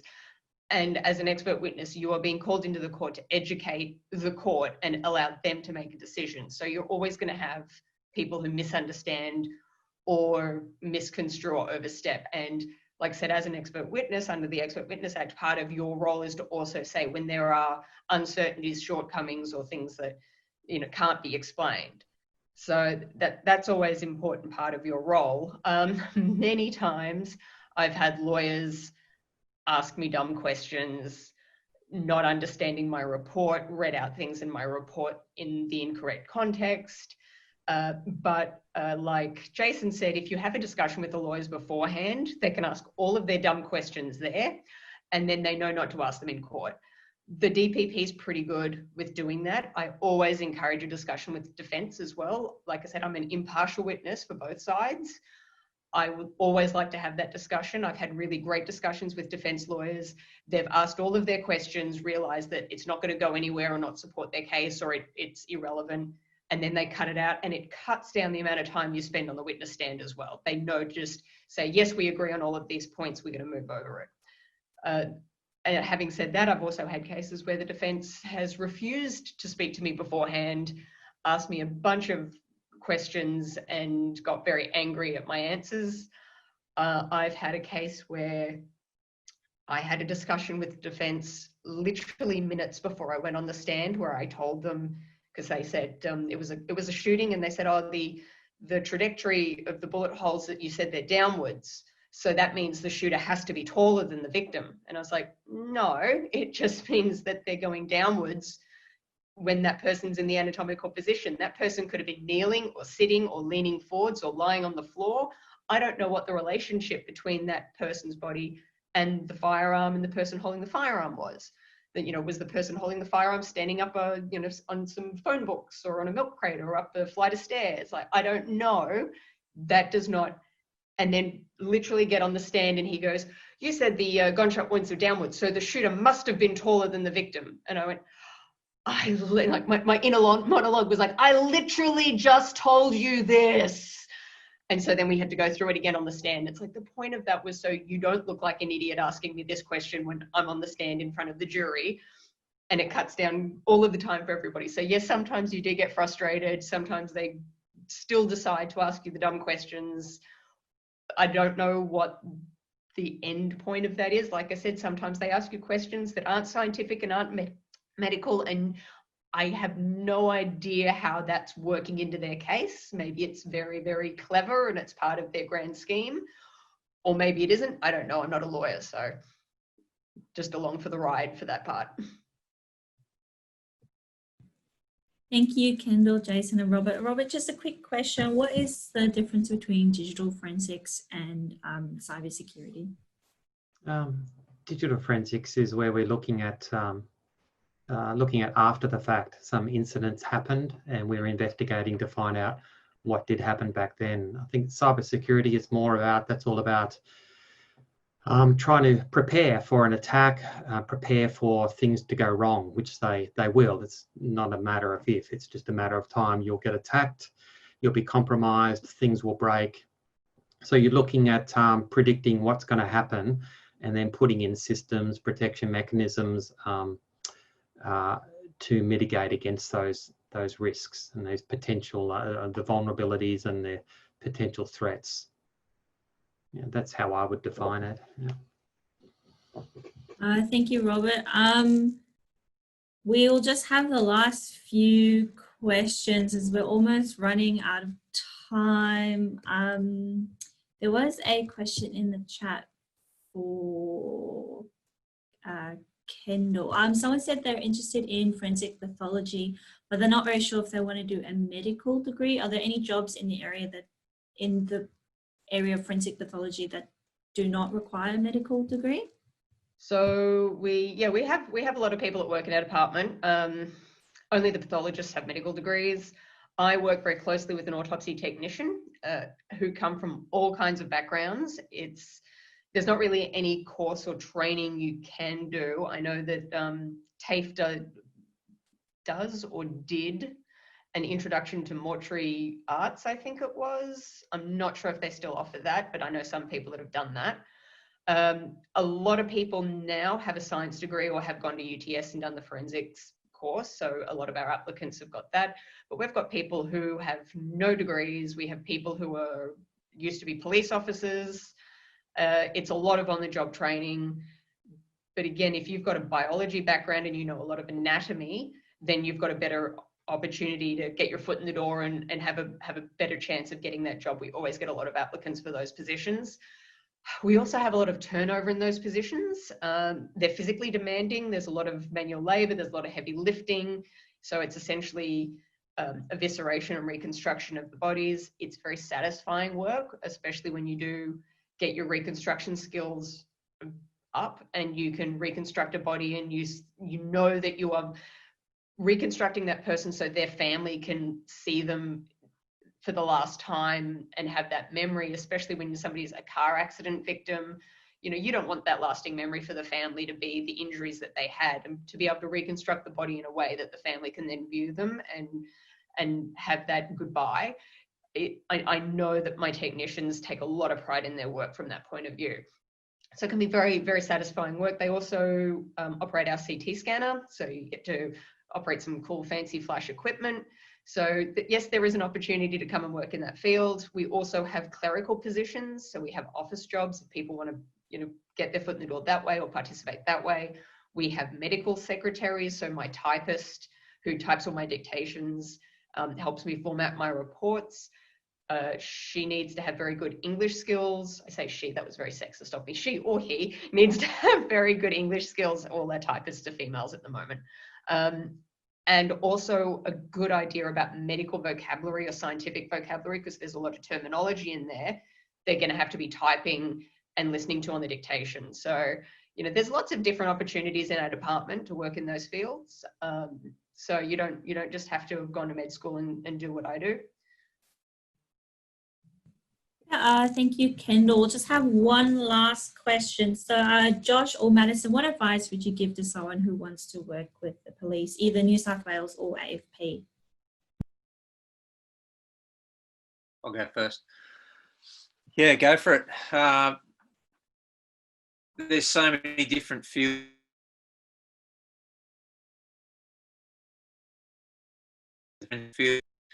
And yeah, you'd never know which way you may go. You may decide you want to go one way, like I did, into the investigation side, and ended up doing something completely different. So, such a wide range of jobs. You're never going to be a millionaire.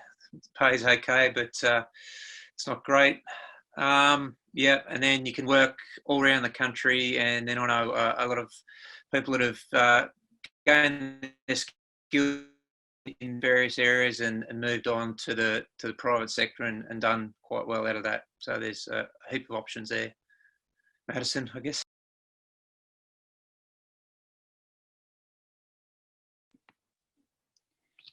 So I would also say to just go for it.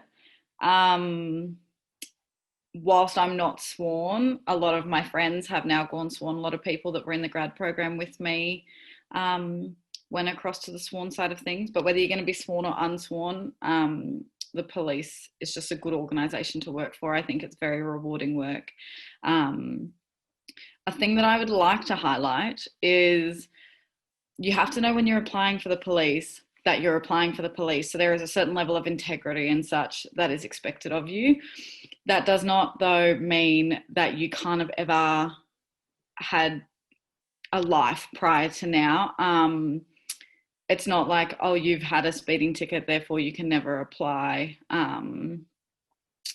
So I think some people get scared away from it because maybe they were an idiot when they were a teenager, and some people think that they can get away with a lot of things whilst they're in it, and that's neither of those situations are the case. Like if you've left that life behind, sure, come on in. And if you want to continue with that life, then it's not the role for you either. Yeah, thank you, Josh and Madison. I think we're going to wrap it up there as it's about 7 o'clock. Sorry if we didn't get through all of your questions, but a big thank you to our panelists.